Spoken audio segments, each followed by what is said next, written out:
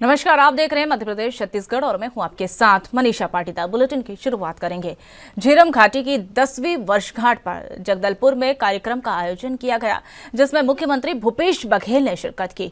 मुख्यमंत्री भूपेश बघेल ने दिवंगत कांग्रेस नेताओं को श्रद्धांजलि अर्पित की और कहा कि आज नहीं तो कल ये सच्चाई सामने आएगी। केंद्र में हमारी सरकार होगी और निश्चित रूप से इसकी जांच में गति आएगी और बहुत जल्द ही अपराधियों को उनके स्थान पर पहुंचाया जाएगा। जब तक शहीद परिवारों को न्याय नहीं मिलेगा, हमारी लड़ाई लगातार जारी रहेगी। साथ ही सीएम भूपेश बघेल के द्वारा कहा गया है कि शहीद परिवारों की उनकी आंखें पूछ रही है हमको न्याय कब तक मिलेगा, लेकिन केंद्र सरकार जांच को टालना चाहती है, जांच नहीं कराना चाहती है।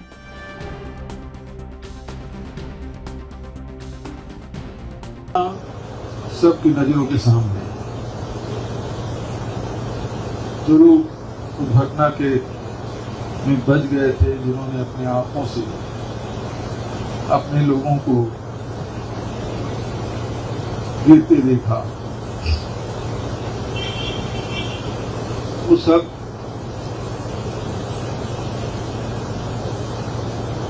हम लोगों को बताते रहे।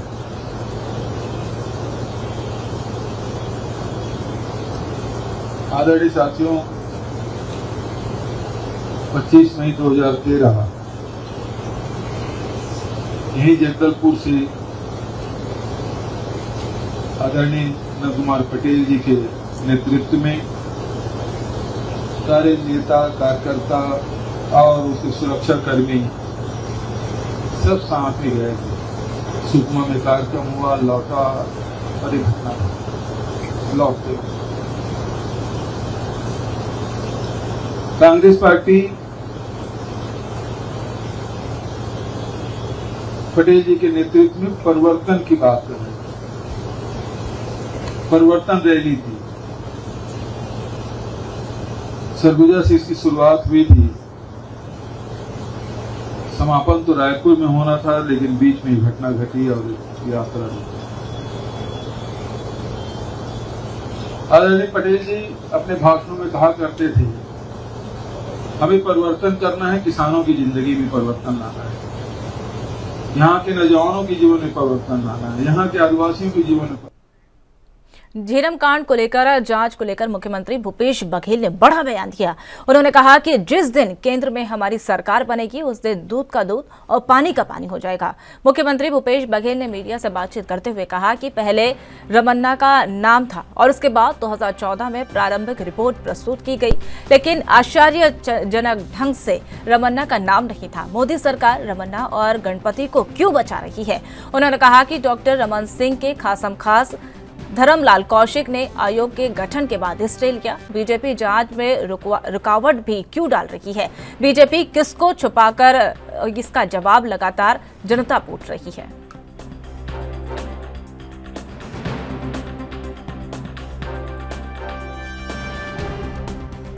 आज झीरम घाटी की 10वीं बरसी है और श्रद्धांजलि देने वहाँ जगदलपुर जा रहा हूँ।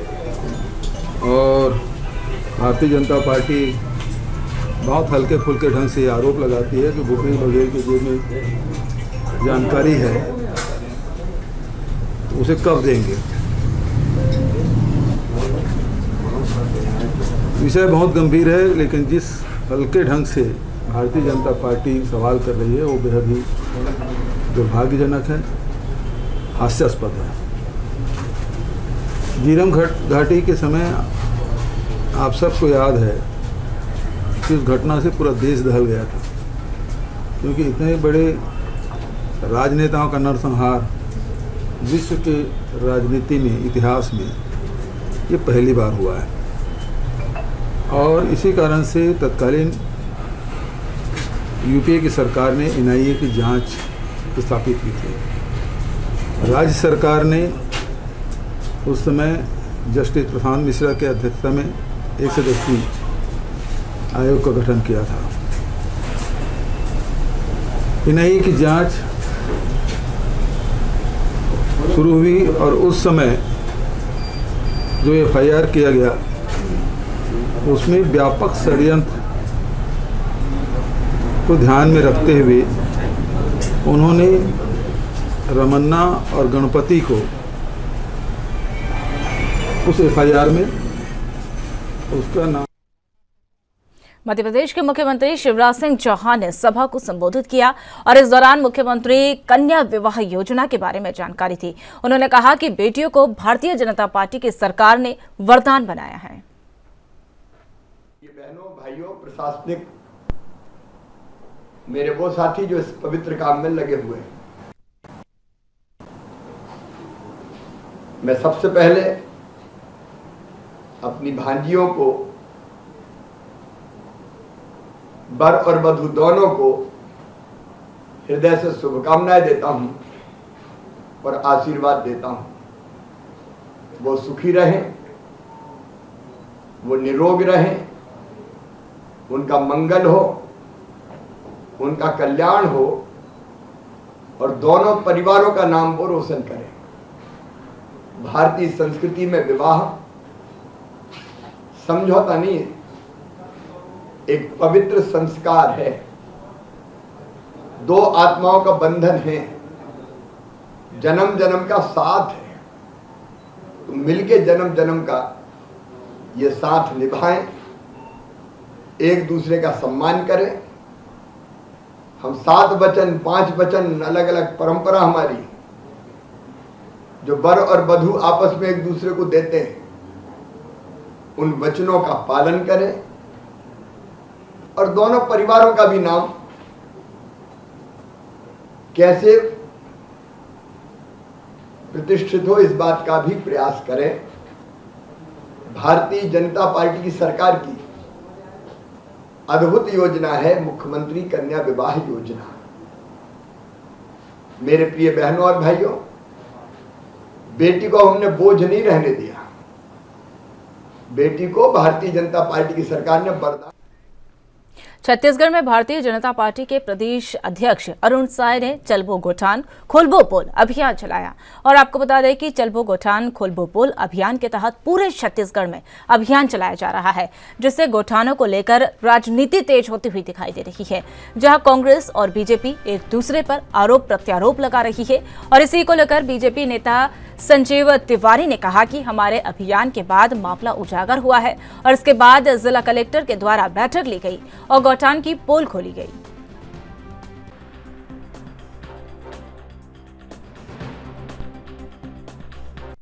चलबो गौठान खोलबो के तहत हमारे बेमेतरा जिला में हमारे कार्यकर्ताओं और नेताओं के द्वारा हर गौठान में जाया जा रहा है।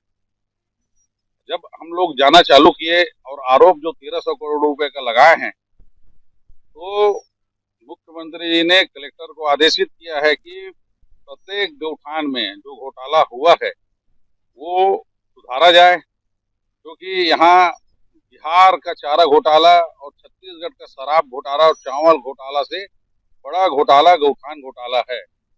और कलेक्टर महोदय द्वारा अब यह सिद्ध किया जा रहा है कि जितने ब्लॉक मुख्यालय में अधिकारियों कर्मचारियों को बैठक लेकर उसको निर्देशित किया जा रहा है कि प्रत्येक गौठान में जो छाया व्यवस्था है, पानी व्यवस्था है, चारा का व्यवस्था है, उसको सुधारा जाए और गौठान को। छत्तीसगढ़ की राजधानी रायपुर समेत पूरे प्रदेश में भीषण गर्मी का प्रकोप देखने को मिल रहा है और इसी वजह से आज नौतपा की भी शुरुआत हो चुकी है। नौतपा के शुरू होने के बाद प्रदेश में और भी भीषण गर्मी पड़ने के आसार जताए जा रहे हैं, लेकिन प्रदेश में कल से मौसम का मिजाज बदलते हुए देखने को मिला और इसी के चलते प्रदेश के कई स्थानों पर नमी के कारण हल्की बारिश के आसार भी जताए गए। मौसम विभाग के अनुसार बारिश की वजह से तापमान में कोई बदलाव देखने को नहीं मिलेगा।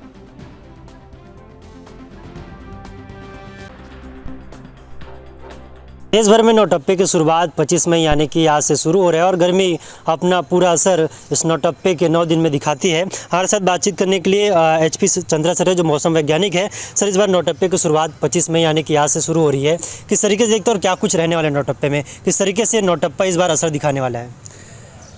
देखिए, पहली बात तो हमारे जो मौसम विज्ञान है उसमें है नौतप्पा का कोई शब्द नहीं है। दूसरी चीज़ है कि चूँकि प्रदेश में नौतप्पा का असर मुश्किल से देखा जाए तो 1-2 दिन ही देखने को मिलता है ज़्यादा गर्मी है। वो ऐसे प्रदेश में सबसे ज़्यादा गर्मी है 15 मई के 5 प्लस माइनस में, मतलब 10 मई से लेकर के 20 मई के बीच में जनरली होता है।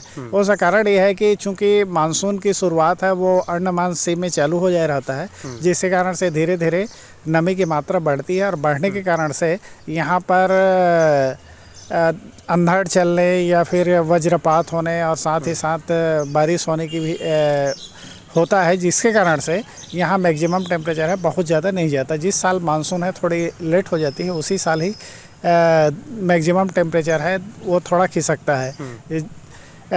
1980 में 30 मई को 47.9 डिग्री सेल्सियस रायपुर में दर्ज किया गया था। यदि पिछले 10 साल की बात की जाए तो ये 43 डिग्री के आसपास है, वो बना हुआ है 45 से और 43 से 45 के बीच में आया है। 1-2 साल ऐसे हैं जहाँ पर कि 42 डिग्री के आसपास ही मैक्सिमम टेम्परेचर है, वो हाईएस्ट मैक्सिमम है मंथ का, वो पहुँचा है। तो इस तरह से देखा जाए तो प्रदेश में बहुत ज़्यादा गर्मी का असर है, ये जो अंतिम सप्ताह है उसमें नहीं रहता है। मतलब ये माना जाए कि इस बार जो बारिश और आंधी है उनकी चलने की संभावना है, इस बार बारिश थोड़ा ज़्यादा होने वाली है। देखिए अभी फ़िलहाल 2-3 सिस्टम है। एक तो साइक्लोनिक सर्कुलेशन है जो झारखंड के ऊपर में है, दूसरी चीज़ है कि एक साउथ ईस्ट मध्य प्रदेश से लेकर के कर्नाटक तक एक ट्रफ है, तीसरी चीज़ है कि एक पश्चिमी विक्षोभ है जो उत्तर से गुजर रही, जिसके कारण से विंड पैटर्न में बदलाव होगा। इस बदलाव होने के कारण से यहाँ पर नमी आने की संभावना है, जिसके कारण से मुख्य रूप से उत्तर छत्तीसगढ़ में 1-2 स्थानों पर बारिश है वो आज कल और परसों होने की संभावना है। साथ ही साथ अंधड़ चलने और वज्रपात होने की भी संभावना बनी हुई है। ठीक है, तो ये थे हमारे साथ मौसम विज्ञानी एचपी चंद्र सर जिनका साफ तौर पर कहना है कि इस बार नौटप्पी यानी कि 9 दिन गर्मी का असर वो बहुत कम देखने मिलेगा, बारिश और अंधड़ चलने की भी संभावना जताई गई है। वैसे जितेश पटेल सर, टीका शर्मा, रायपुर। तो यहाँ रुक रहे एक छोटे से ब्रेक के लिए, ब्रेक के बाद फौरन हाजिर होते हैं।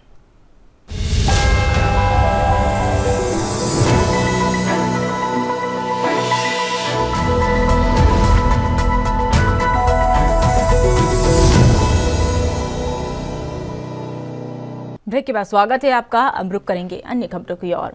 आपको बता दें, छत्तीसगढ़ के बालोदा बाजार जिला रोजगार कार्यालय पे कर्मचारियों की कमी के साथ सर्वर डाउन की बड़ी समस्या देखने को मिली, जिससे पंजीयन कराने दूरस्थ अंचलों से आए युवक और युवतियों को भारी समस्याओं का सामना करना पड़ रहा है।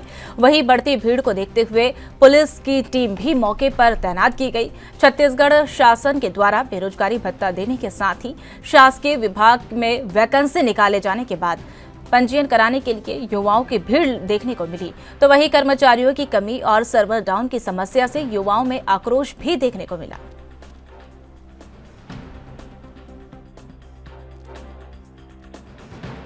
करना पड़ रहा है आप लोग? जी मैं 10 बजे से आई हूँ। हम लोग रायपुर से आए हैं। जी हमारा निवास स्थान यहाँ बलौदा बाज़ार का बना हुआ है, इसलिए हम लोग को आना पड़ा यहाँ पे और बहुत देर हो गई है। बीच में सर्वर डाउन था जिसके वजह से सब उस समय 2 घंटे से खाली था और कोई था भी नहीं। यहाँ कर्मचारियों की बहुत कमी है और अभी जैसे जब स्टार्ट हुआ सर्वर चलने लगा उसके बाद से सिर्फ 18-20 लोगों का ही हो पाया है। हमारा नंबर 60-61 ऐसा है, कभी शायद ही हो पाएगा ऐसा लग रहा है। वापस जाना पड़ सकता है, हो सकता है। तो इतनी गर्मी में भी हम लोग बैठे हुए हैं धूप में। क्या चाह रहे हैं आप लोग? क्या हम लोग चाह रहे हैं कि हमारा आज आए हैं तो हो जाए। पहली बार पंजीकरण कराने आए हैं, अब इतने दूर से आए हैं तो चाहते भी हैं कि हो जाए और अपना काम निपटा के हम लोग चल। ये जो तकनीकी समस्या है वो हमारी समस्या तो नहीं है। ऊपर से जैसे सर्वर डाउन रहता है उस समय क्या हम लोग इतने लोगों को करके नहीं देते हैं। यदि बराबर यदि हमारा सर्वर रहे तो हम इतने लोगों को उनके समय पे करके दे सकते हैं, लेकिन बीच बीच में का कभी स्लो डाउन या फिर वो सर्वर ही डाउन रहता है तो उस समय फिर क्या है हम लोग उस समय उनको अवेलेबल नहीं करवा सकते हैं रोज़गार पंजीयन का सत्यापन करके। और साथ ही जो हमारे विभाग में अभी जैसे कुछ वैकेंसियाँ निकली है या फिर बेरोजगारी भत्ता जो योजना लागू है तो उसके लिए काफ़ी बच्चे जिन लोगों ने पहले नहीं कराया था सभी बच्चे काफ़ी रुचिपूर्वक काफ़ी उत्साहपूर्वक अपना पंजीयन करा रहे हैं। खुशी की बात है कि इस रोज़गार कार्यालय में आ रहे हैं, अपना पंजीयन दर्ज करा रहे हैं। लेकिन उस काफ़ी भीड़ में क्या हमारे पास और भी यदि कर्मचारी होते एकाध करने वाले तो शायद ज़्यादा अच्छे से और हम लोग काम को समय पे सफल कर पाते, क्योंकि हम लोग काफ़ी देर तक काम करते हैं। ऐसा नहीं कि कोई बच्चा आया है तो हम उसको वापस कर दे रहे हैं, ऐसा नहीं। लगातार शायद हम लोग कितने दिनों से हम लोग 7 बजे, 6:30 बजे, 6:30 तो नहीं, 7 बजे से ज़्यादा ही हो जाता है। पर हम लोग भी सोचते हैं कि इतने दूर से आए हैं बच्चे, तो इनका करके दे देते। तो हम लोग की पूरी प्रयास रहती है 100%, 101% ऐसा रहता है कि उनको करके दे दें, किसी को निराश करके पंजीयन के लिए। बीजेपी के प्रदेश अध्यक्ष अरुण साय छत्तीसगढ़ के दुर्ग पहुंचे और वहां पर उन्होंने राज्य सरकार पर गंभीर आरोप लगाते हुए कहा कि छत्तीसगढ़ में अंडरवर्ल्ड से भी खतरनाक शराब घोटाले हो रहे हैं। ये सरकार शुरू से ही कांग्रेस के लिए एटीएम का काम कर रही है। शराबबंदी की घोषणा करके सरकार न केवल अपने वादों को उससे मुकर रही है, बल्कि शराब बेचकर बड़े पैमाने पर गड़बड़ी भी कर रही है। तो वहीं प्रदेश अध्यक्ष अरुण साय ने आगे कहा कि प्रदेश में शराब की आड़ में घोटाला हुआ है। बीजेपी ने इन आरोपों की पुष्टि अब ईडी के कार्रवाई से पुख्ता हो गई है और इस सरकार को अब बने रहने का अधिकार नहीं है।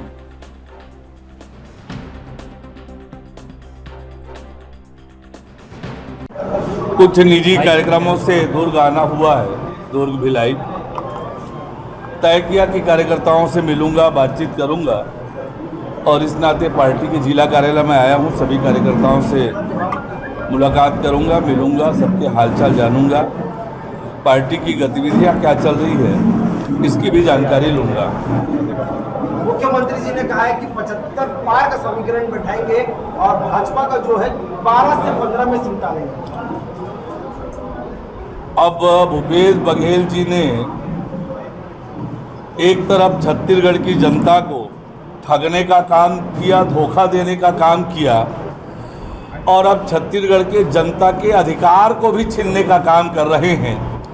किसको कितनी सीटें देना है ये जनता तय करेगी और जनता के उस अधिकार को छीनने का भी काम भूपेश बघेल जी कर रहे हैं।